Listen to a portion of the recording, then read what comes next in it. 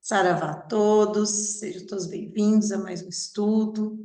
Vamos continuar com o nosso livro, O Cavaleiro da Estrela da Guia, a saga tão maravilhosa desse espírito que nos traz tanta reflexão, ensinamento, atitude, né? Independente, a gente está numa parte até que eu falei que é uma parte do livro muito profunda, né?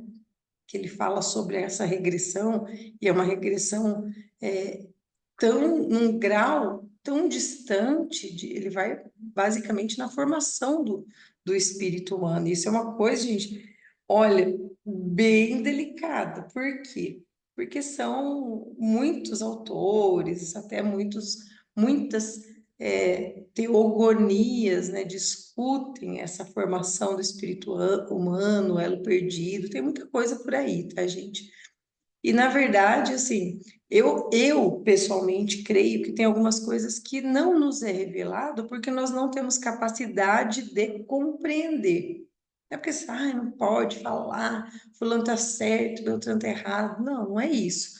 Mas tem, sim, muita coisa que a gente não tem capacidade ainda para compreender com a nossa cabeça humana de hoje. Mas ele traz algumas coisas aqui. Eu espero que vocês tenham visto até o documentário que eu falei. É um assunto que eu gosto bastante, na verdade, tá?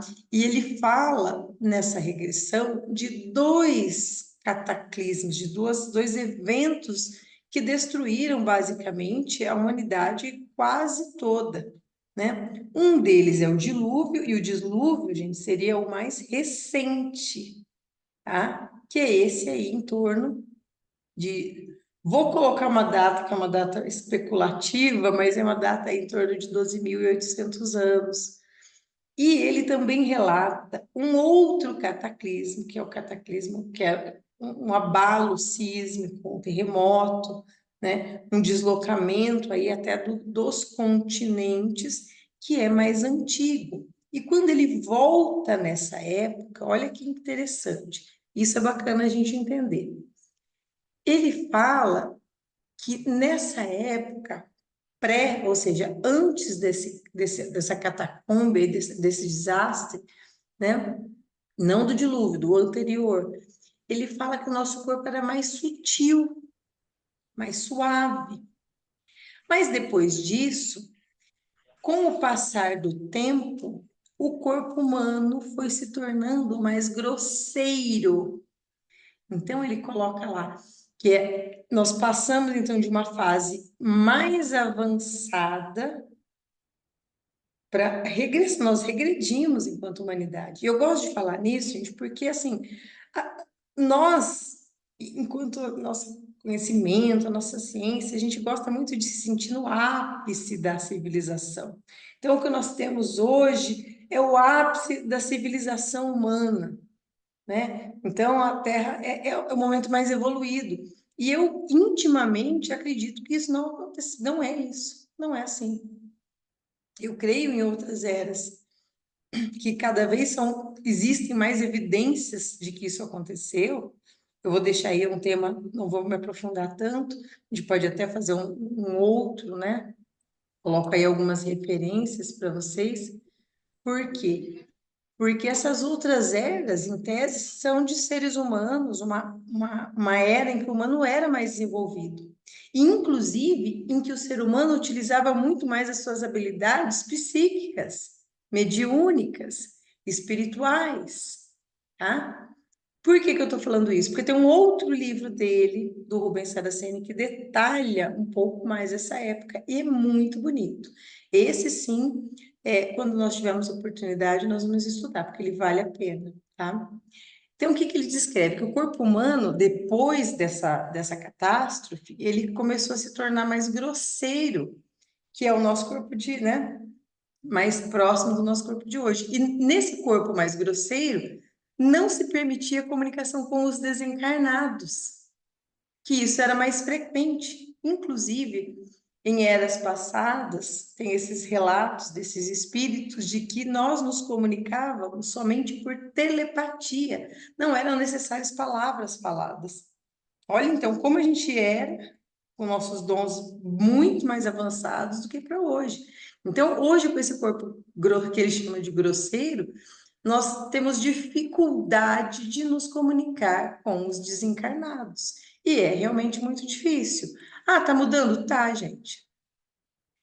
Por que que a gente observa isso? A quantidade de médium é maciça, é gigantesca, abrange muitas religiões. Eu não vou falar da Umbanda, porque eu tenho mediunidade, desenvolvimento de formas de mediunidade em igreja evangélica, aos montes, a quantidade de Exu que o povo chama nas igrejas evangélicas. Mas tem alguma coisa? Tem algum espírito ali, então essa pessoa é médio também. Não vou nem entrar no mérito se está certo ou errado, tá? A gente tem manifestações muito fortes espirituais dentro da Igreja Católica, principalmente, né, numa área um pouco mais radical, são os carismáticos, que tem, gente, aquilo é pura mediunidade, você fala em línguas, Espírito Santo, etc, etc. Então, você tem espírita, você tem candomblé, você tem a Umbanda, e você tem uma gama gigante de religiões que trabalham com a mediunidade em formas, né? De formas diferentes. Mas então você vê que, assim, a consciência mediúnica se expandindo. Cuidado, isso não quer dizer que, então nós estamos evoluindo. Não, gente. Os doidos também são médios. Os mau caráter também são médios. Então, eu estou falando simplesmente de uma habilidade mediúnica que está evidentemente em expansão, tá? Então, ele fala, inclusive, que nessa fase, hoje, nossa, né, há muita confusão e ignorância entre os encarnados, né? Ele até fala, acho que isso é a tal da pré-história. Então, essa causa, olha que bacana, ele fala que a causa dessa tragédia, desse desastre, foi porque havia uma desarmonia com a natureza. Então, os elementos do planeta entraram em desequilíbrio e foi abalada, né, a estrutura energética do planeta. E aí os povos guerreando uns contra os outros, né? Então, isso que levou a essa catástrofe. Mas com o passar dos tempos, ele se viu mantendo o símbolo sagrado por muitos milênios, né? Só que o símbolo, com o passar dos milênios, ele foi se apagando. Apagando não, tá, gente? Ele foi se enfraquecendo. E a humanidade se afastou muito do Criador. Aí ele coloca a mistura dos símbolos sagrados, a mistura do que era sagrado com os mistérios das trevas, já era tão grande que ninguém mais distinguia a diferença entre um e outro. Tá parecendo com alguma coisa que a gente vê hoje, né? Ai, meu Deus, a gente fica tão doida, tanta coisa, que é difícil realmente distinguir. Por isso que eu falo, cuidado com os discursos, as palavras podem ser muito bonitas, né? A gente tem que olhar bem na essência das coisas. E aí, ele narrou, inclusive, que ele, por algumas encarnações, ele caiu muito.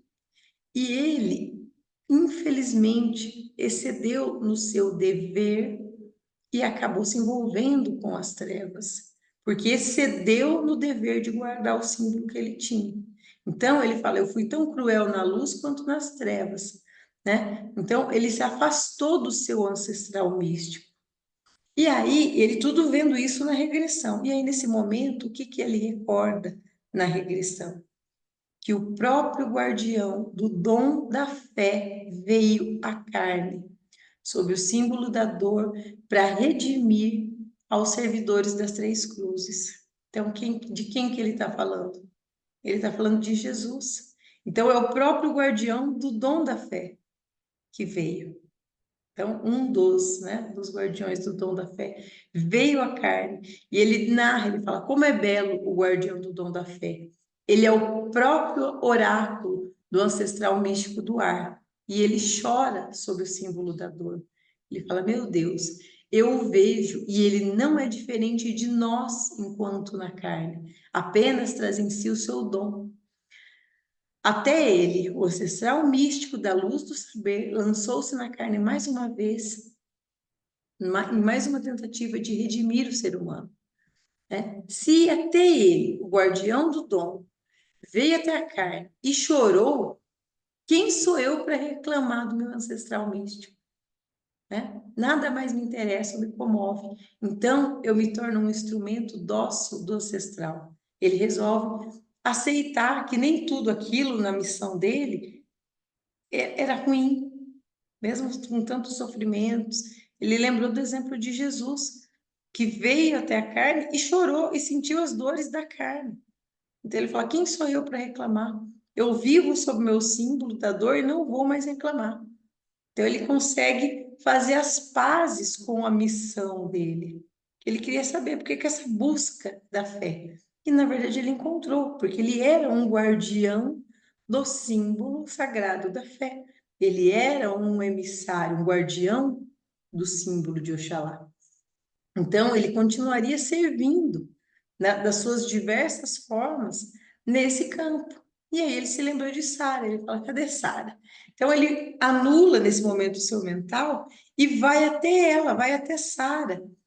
E vai num momento do passado deles que eles estavam felizes, que eles estavam contentes. E ele fica lá e não quer voltar. Esse é o perigo da regressão, tá, gente? Um espírito muito atormentado. Se ele não for devidamente guiado em uma regressão, ele quer ficar naquele momento, ele não sai de lá. E o seu mental fica preso. Ixi, o que que acontece? Fica sexta-feira. O que que fica sexta-feira? Você fica com a consciência distante. Aqui o teu corpo físico, você vai ficar longe, como se você não estivesse aqui. Então, muito cuidado com a regressão. Esse espírito, pelo trauma que ele carregava, né, todo conflito, quando ele chegou lá com a Sara, ele viu tudo aquilo do passado dele, ele falou: eu vou ficar aqui com a Sara, não quero mais voltar para lugar nenhum, não. E ficou. Quando o mestre Ram percebeu isso, o mestre Ram começou a chamar ele de volta, né, ao tempo real, só que ele não queria retornar da regressão. E nisso ele ouviu uma voz entrar na conversa. Lembra que ele estava lá, com os olhos fechados, em regressão. Ele ouviu uma voz. Aí a voz dizia assim: Simas, volte para mim, por favor. E era sua mãe. E ele: não, minha mãe está morta, minha mãe não me perdoa, eu não quero. Não, minha mãe morreu por minha causa. Aí nisso ele escuta outra voz, né? Ele escutou uma voz: Saíde, vem até nós. Aí ele fala: quem é você? Ele falou: eu sou seu pai. Ele fala: não, meu pai está morto, eu queimei meu pai, eu matei meu pai queimado, ele morreu, ele não me perdoa, eu não quero falar com você, você não é meu pai. Começa a negar. E nisso o pai dele, olha que bacana, o pai dele fala assim: por que que eu te chamei de Saíde? Ele fala: não sei. Quem que te chamava de Saíde quando você era criança? Ele falou: só meu pai. Ele falou: então, quando você chegou, por que que você deu esse nome para o mestre Han, que era Said? Aí ele fala que deu esse nome, ele falou, porque só o pai dele saberia quem ele era, saberia encontrá-lo. Ele falou: pois então, meu filho, sou eu. Ele fala: não, meu pai está morto. E ele começa a negar, sabe? Ele fica preso. E não, mesmo com o pai e a mãe dele lá conversando, aconselhando, chamando ele de volta, né? Tentando comover ele para que ele retornasse, ele não volta. Aí ele escuta uma outra voz. E a voz, quando fala com ele, fala: quem é você? Aí a voz diz: eu sou o dono da espada que a doutora lhe entregou. Aí ele fala: por quê? Porque você quer a espada?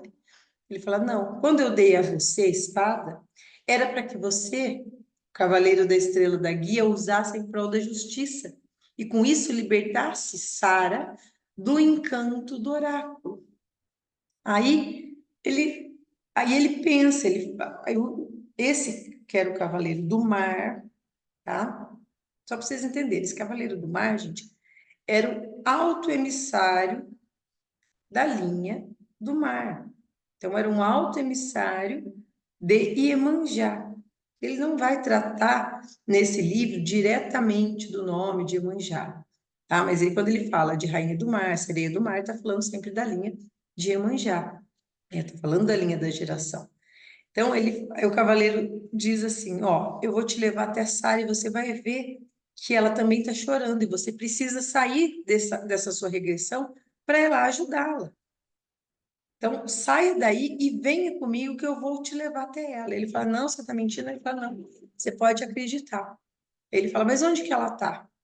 Ele diz, ela está no ponto de força da rainha do mar, né? Aí ele aceita, depois de muito relutar, voltar ao presente, né? Só que quando ele abriu os olhos e conseguiu voltar, ele viu a mãe e o pai na frente dele. Então, ele começou a chorar, se emocionou muito, e a mente dele foi voltando ao equilíbrio. Ele abraçou o pai, abraçou a mãe, eles conversaram, se perdoaram, ele se perdoou com o apoio do pai, né?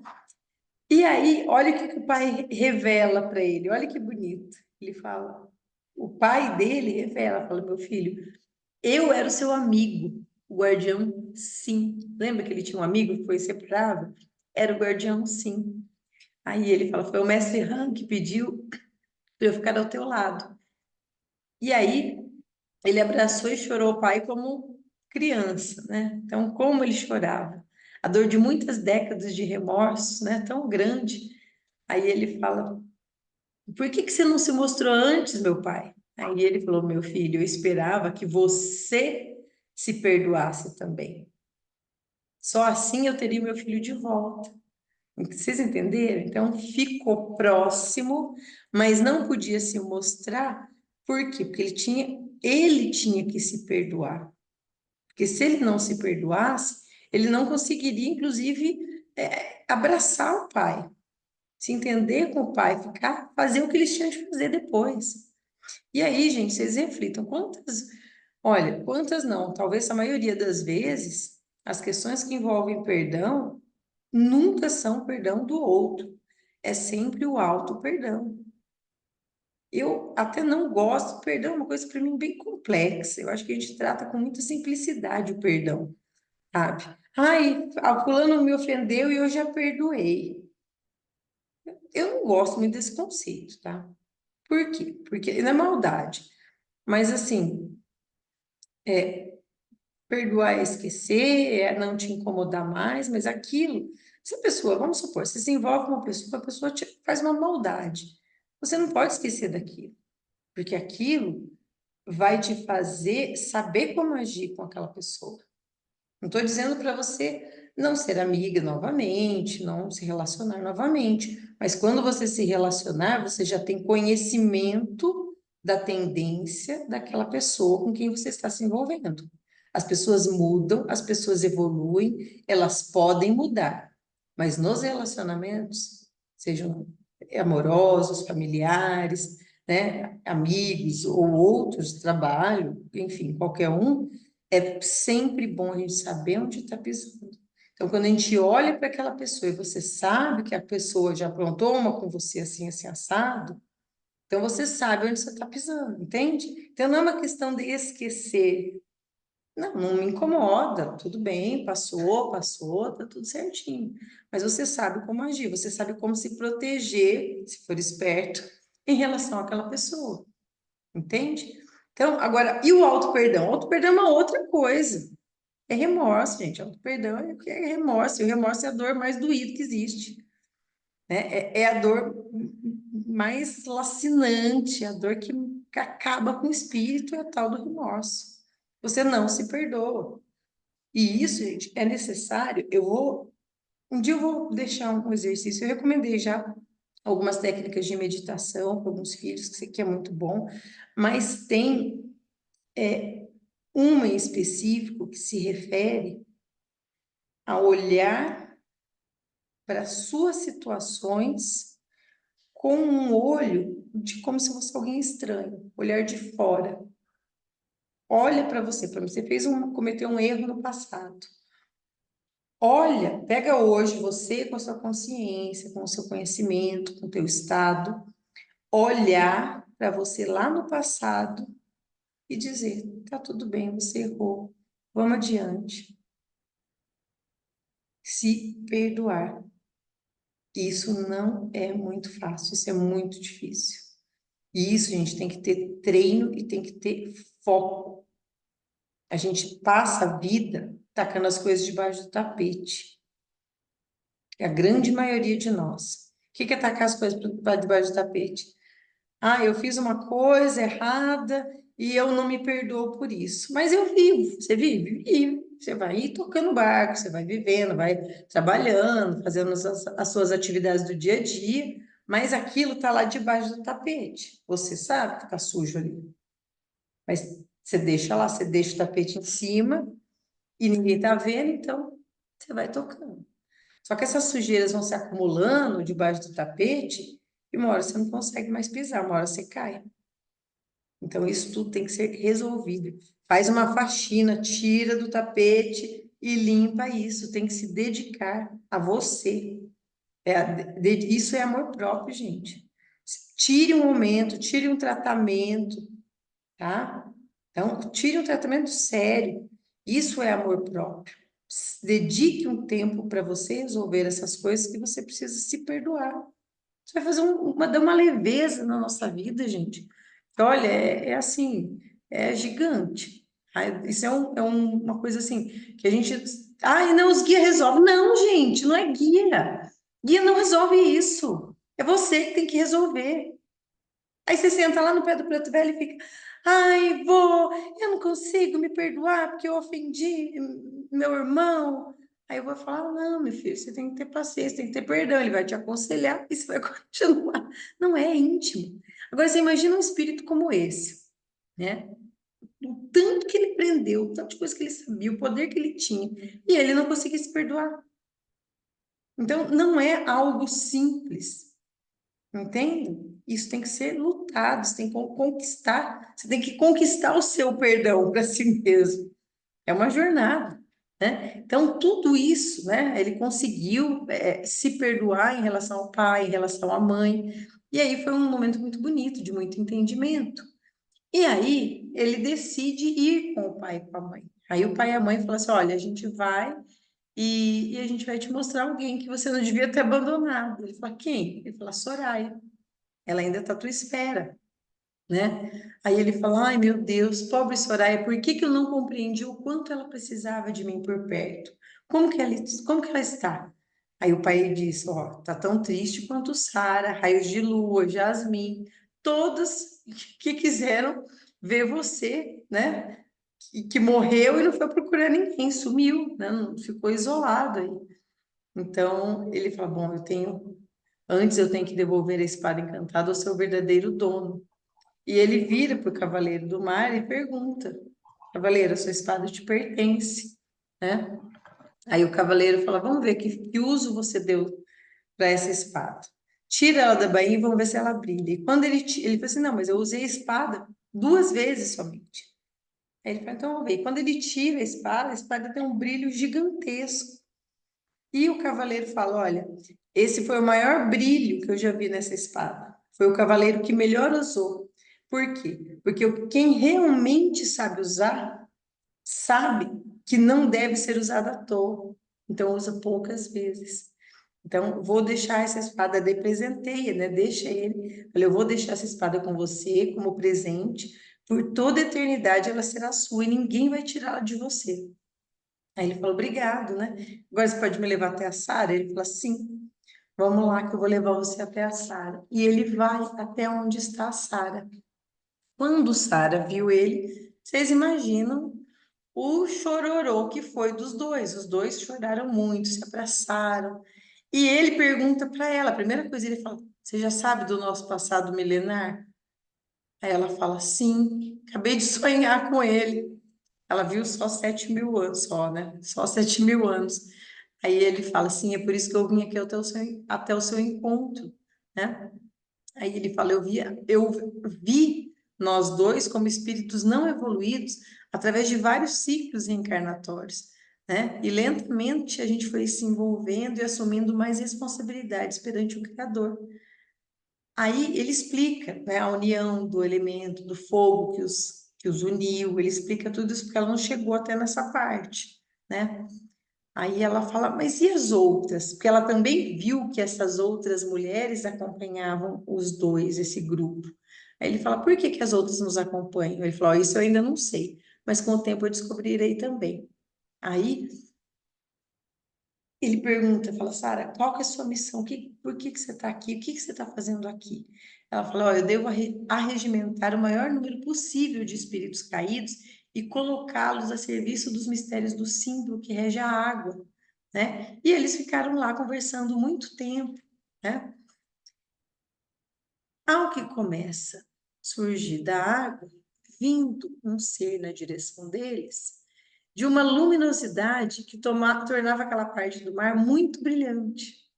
Então, eles também foram atingidos por aquela luz azul cristalina. Eles estavam paralisados. Tamanha era a beleza que ela irradiava. E novamente eles ouviram o som divino. Era um ser de um reino mais elevado, ó, grave. Não é Iemanjá própria, porque Iemanjá é uma vibração de Deus, mas existem emissários, falangeiros, existem seres regidos por Iemanjá em todas as camadas da evolução, desde os seres mais primitivos regidos por Iemanjá até os seres mais evoluídos, verdadeiros guardiões planetários regidos por Iemanjá. Compreendem? Então ele fala, né, é um ser de um reino mais elevado falando conosco. Ela não usava palavras, ela emanava uma melodia que nos ultrapassava e vibrávamos com ela. Eu me vi diante da guardiã que nos havia marcado com o símbolo no peito, e ele recordou na regressão. E ele se sentiu o mais feliz dos seres sobre a face da terra ou do mundo espiritual. Como era bom encontrar novamente o gênio das águas, é assim que ele se refere a ela. Então, eles estavam diante de uma das emanações do Criador para dirigir o planeta que habitavam. Sim, era o gênio das águas. Recomendo também que leiam, tem a magia divina dos gênios, explica bastante coisa. A gente associa gênio com o azulzinho lá do ladinho, não tem nada a ver. Gênio é uma categoria de ser que tem características e poderes muito específicos, tá? Tem um livro próprio, acho que a gente foi um dos poucos de magia que a gente não estudou, mas é muito bonito, tá? E ele, inclusive, descreve que tem gênios que são minúsculos, tamanho de uma molécula, e gênios que são tamanho de um planeta, gigantescos, né? Então, aquela, aí ele fala, sim, era o gênio das águas, a rainha do mar, a mãe universal. Se as pessoas pudessem entender, saberiam por que Cristo foi chamado de o pescador. Olha que bonita associação que ele faz. E decifrariam a passagem em que ele caminhou pelas águas. Lembro no começo do livro, quando a sereia vem falar com ele, que é essa mesma entidade, vem falar com ele, né? E explica por que ele que era o pescador, por que se chama pescador? Porque o Cristo, como um grande mar de espíritos, ele pescava os seres humanos, trazia para serem oferendados para Iemanjá, a grande geradora da vida. Então é muito bonita a associação que ele faz, né? E até o que ele vai falar é muito óbvio, todos nós sabemos, mas é bom a gente relembrar que todos nós somos gerados da água. Nós somos mais água do que qualquer outro elemento. Somos gerados da água e quando saímos dela, após o período de gestação, recebemos o sopro divino que anima o nosso corpo físico. E aí, já animado, então, pelo Espírito Eterno. Então, é a associação da vida. Eu já falei isso até na homenagem, né, de Iemanjá. Então, como da outra vez, que nos vira diante do símbolo, agora eu via a nós diante do gênio, que o anima o símbolo, e o vivifica, e acatávamos suas ordens. Sim, era a mãe que ordenava os seus filhos com uma nova missão em prol do símbolo gerador. Ainda éramos guardiões dos mistérios, dos símbolos sagrados, apenas nos havíamos esquecido disso. Então, eles foram relembrados do poder do símbolo e do porquê que eles estavam aqui. Qual era a missão deles de alma, né? Nesse instante, o ancestral místico nos entregava de volta à mãe planeta. Os africanos a chamam de Inaê, os gregos de Afrodite, os egípcios de Ísis, os cristãos de a Virgem Imaculada da Conceição. Tantas associações são feitas em Iemanjá, né? Ou Nossa Senhora Aparecida, né? Ajudaríamos a reviver o culto à natureza como manifestação do Criador e serviríamos novamente ao dom ancestral místico oracular como um dos mistérios da luz do saber. Gente, quando ele fala em culto à natureza, eu já falei isso lá atrás, há muito tempo, logo que a gente começou os estudos, mas quando eu falo em culto à natureza, ou os cultos naturais, pelo que a gente entende da obra do Rubens Saraceni, a Umbanda, ela é também um culto natural, a chamada de as religiões naturais. O que são religiões naturais? As religiões, ou cultos, ou formas de olhar para a divindade como integrante a tudo que existe, integrante à natureza. Então, toda vez, em outros livros isso também é falado, toda vez que os cultos religiosos eles se afastam do natural e vão para o mental, eles tendem a ser reformulados, reformados e, quando cumprirem o seu ciclo, extintos. Por que isso, gente? O culto não é um culto à natureza, não é sair e abraçar a árvore, não é isso só. Mas olhar para a divindade não como algo estanque em cima de um altar ou representado por um pastor, por um padre, por um pai de santo. Eu olho para a divindade olhando para dentro de mim como parte do Criador. Eu olho para tudo que existe e valorizo e sinto a parte da criação. Então eu vejo a divindade num rio, num lago, numa cachoeira, numa floresta, nas criações edificadas pelo homem com a sua inteligência. É tudo parte do Criador, é tudo divino. Então, quando eu tenho esse olhar religioso, eu tenho um olhar de religião natural. Quando eu começo a humanizar, o que é humanizar? Eu começo a inventar conceitos que saíram da cabeça pura e simples do homem. Ou vocês acham que Jesus disse para alguém não se casar? Ou você acha que algum profeta vai se... Você acha que a gente vai realmente, né, queimar no fogo do inferno se comer carne de porco? Ou se trabalhar no domingo? Isso é tudo invenção do homem, né? Sim, até, Leber, quando fala que as religiões têm validade, é uma validade assim. O Saraceni fala que é em torno de 7.000 anos o ciclo de cada religião. Então, mesmo o judaísmo, que aí é uma das mais conhecidas, as mais antigas, que a gente conhece, que tem 5.000 anos, ainda teria mais um ciclo de 2.000 anos. Então, todos esses dogmas que eu falei, eles foram inventados pelo homem. Até aí, gente, eu não vou nem criticar muito e ironizar e nem coisa do tipo, tá? Mas, quando a religião fica só em torno desses dogmas criados pelo homem, ela se desvia do seu objetivo. O objetivo da religião é ligar com o divino, não é ficar enfiando esse monte de regra criada na cabeça do homem. Entende? Então, isso aconteceu com o próprio judaísmo. Gente, olha o tanto de vertente que tem no judaísmo. E o judaísmo olha, pensa um pouco, eu gosto de uma magia, é o judeu, tem a parte cabalística né, do judaísmo que é fabulosa, assim. Então, eu tenho isso acontecendo no cristianismo, então, reformas, reforma protestante é a mais importante. Eu tenho hoje uma reforma, assim, espontânea acontecendo dentro do cristianismo. E ela vai acontecer pior ainda, porque o que está acontecendo com as igrejas radicais neopentecostais, isso vai ter uma consequência, isso vai ter um fim. Não estão aproximando ninguém da religião.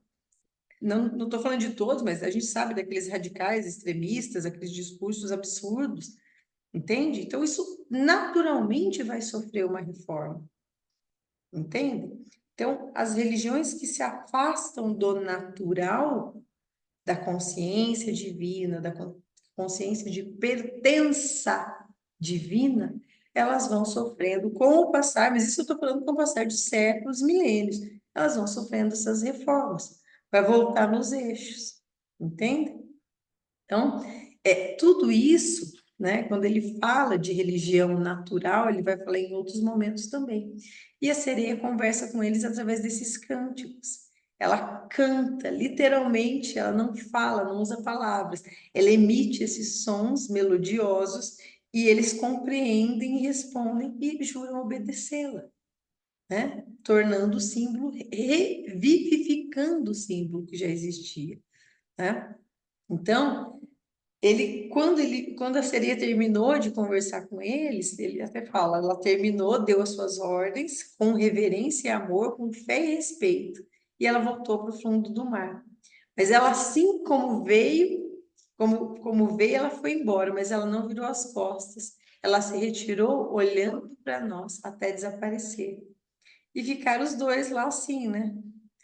Ficaram sem saber como agir, eles ficaram um tempo parados. Aí ele fala, e agora, né? Aí Sara fala para ele, e agora, como é que a gente vai fazer? Ele diz, como ela nos ordenou. E aí eles combinam que quantas vezes ele pudesse, ele iria visitar Sara no ponto de força à esquerda no mar. Então ela era uma pombagira do mar, uma guardiã da esquerda no ponto de força do mar. Tá? Então, esse ela tinha um ponto de força e ela não podia sair daquele ponto de força. Então, eles estavam, sim, separados. Ele estava na direita e ela na esquerda, assim como em inúmeras outras encarnações. Quando um está na esquerda, o outro está na direita, quando o outro está na direita, o outro está na esquerda. Quando um está vivo, o outro está morto. Então, em algumas oportunidades, eles puderam ficar juntos, encarnados ou desencarnados. E aí, ele fala, né? A sereia vai tomar conta da gente, e agora eu vou voltar, né? Ele se compromete a voltar, porque tem outras pessoas à minha espera, né? Ela meio enciumada, ela fala, eu sei que você vai atrás de outras. Aí ele fala, não tem ciúme. Ele fala, não, eu não tenho ciúme. Eu sei que você precisa cuidar delas, elas precisam de você também, né? E ela só pede para não contar. Ele fala, nunca conte sobre mim, não conte quem eu sou em relação a ele, né? Que eles eram essas almas gêmeas e ajude elas no que elas precisaram. Choraram muito, obviamente, não vou ficar me alongando, e se despediram. E aí quando ele volta para o Templo Dourado, né? E quando ele volta para o Templo Dourado, ele encontra o Mestre Han.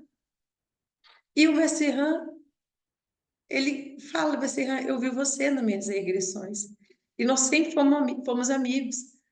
Aí ele fala assim, Said, eu já te conhecia, eu conhecia você a fundo, eu só não podia te falar nada porque era você, o mergulho no passado era seu, né?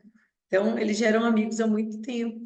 E aí, o mestre Han só pediu uma coisa para ele, ele falou, ó, quando você tiver tempo, você vai descrever em detalhes, em livros, a tua experiência de regressão, porque a gente precisa deixar fontes de pesquisa para outros espíritos que vêm aqui, né? Pesquisar sobre o elo perdido, pesquisar sobre a origem né? O início da evolução do ciclo humano reencarnatório. Isso é um assunto, mesmo do lado de lá, que tem pouquíssima coisa, vocês imaginam, né? E aí ele contou tudo para o mestre Han, que ele tinha visto a Sara, que tinha conversado com ela, né? Aí o mestre Han vai falar assim, e daí, como que você vai fazer com as outras mulheres do grupo? Ele fala, ai, ainda não sei, mas no momento certo elas vão me ajudar, né? Com a solução. Ele falou, e por quem que você vai começar? Ele falou, eu vou começar pela Soraya. Depois eu vou procurar meus filhos para ver se eles estão no corpo físico ou se já estão em espírito, né? E aí ficou com os pais e com o mestre Han por um dia e uma noite e depois saiu achar Soraya. Lógico que o pai dele foi junto, porque o pai dele, na verdade, como guardião, sim, já acompanhava ele, já era colado nele o tempo inteiro. Então, o pai dele continuou, só que agora ele sabia que era o pai dele, né?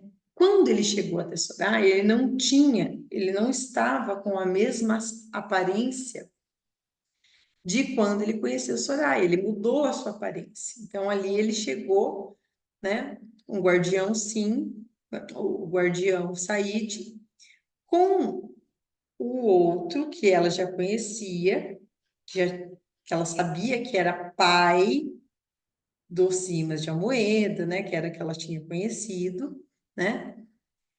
E conversou com a Soraya bastante. Soraya tinha feito muito progresso no abrigo de leprosos, ela era diretora do abrigo de leprosos, tinha estudado, esclarecido, era trabalhadora incansável ali, né?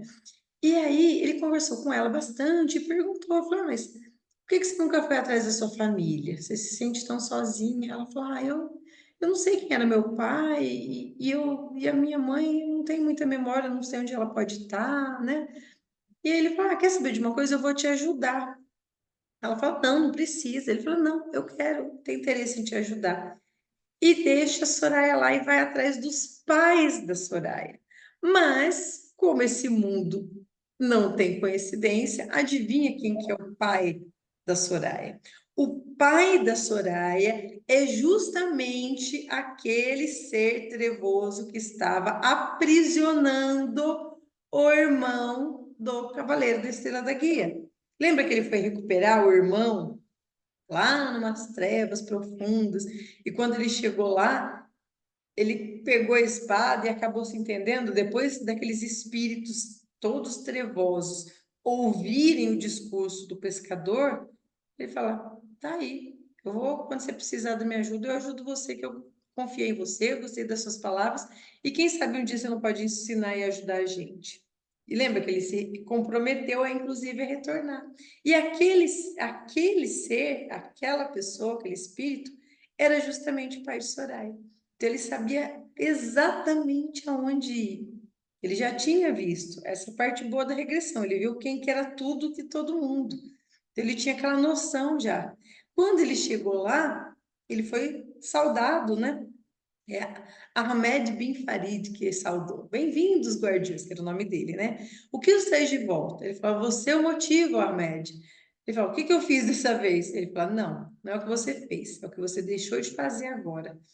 E contou toda a história para ele e a médica contou sobre o seu relacionamento com a mãe da Soraya, que foi amante dele, o nome dela era Sheila, né?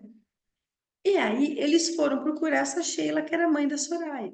E quando os dois se viram, esse Ahmed e a Sheila, eles saíram quase no tapa, começaram a brigar, um xingar o outro, você me abandonou e não sei o quê, virou aquela confusão. E ele fala: Não, a gente veio ajudar a senhora. Ajudar? Ninguém quer me ajudar. Você está querendo alguma coisa, o que que você quer de mim? Pelo visto, aí ele fala assim: pelo visto você não está preparado para encontrar com a sua filha, né? O Guardião Said. Aí ele fala: tem razão, amigo, sim. Vamos embora. Vem conosco, Ahmed. Aí ele fala: sim, eu vou tentar me consertar. Aí nisso Sheila se desesperou. Tá vendo que eles iam embora? Fala: não, não, não, não espera, não me deixa aqui. Para que que você vai ler? Por que que vocês vão lá? Ele falou: eu não tenho nada para oferecer para minha filha, eu sou um trapo, o que que eu vou fazer lá? E aí ele começou com um dos seus sermões tradicionais, e conversa, e explica, né? E no que ele ia conversando com um, já ia atingindo. Ele mirou em um e atingiu os dois, o pai e a mãe, com a sua conversa, com seus esclarecimentos, né?